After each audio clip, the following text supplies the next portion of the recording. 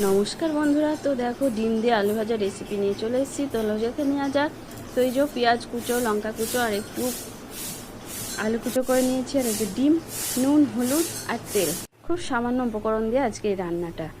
তো কড়াতে তেল দিয়ে দিলাম। কড়াতে তেল দিয়ে দেওয়ার পর পেঁয়াজ কুচো, লঙ্কা কুচোটা দিয়ে দিলাম। ভালোভাবে নাড়াচাড়া করে লাল লাল করে নাড়াচাড়া হয়ে যাওয়ার পর আলু কুচোটা দিয়ে দিতে হবে। আলুটা কুচোনো দিয়ে দেওয়ার পর ভালো করে নাড়াচাড়া করে নিতে হবে। এতে নুন হলুদ দিয়ে ভালো করে লাল লাল করে ভেজে নিতে হবে। একটু জল দেওয়া যাবে না এই ভাজাটার মধ্যে। তো এই যে প্রায় আমার নুন হলুদ দিয়ে ভালো করে ভাজা হয়ে গেছে লাল লাল করে। দিয়ে কড়াতে তুলে নিলাম। কড়াতে আবারও তেল দিয়ে দিলাম।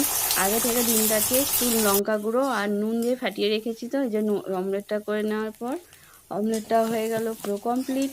তো এই আলু ভাজাটা দিয়ে দিলাম। আলু ভাজাটা দিয়ে দেওয়ার পর ভালোভাবে নাড়াচাড়াটা করে নিলাম।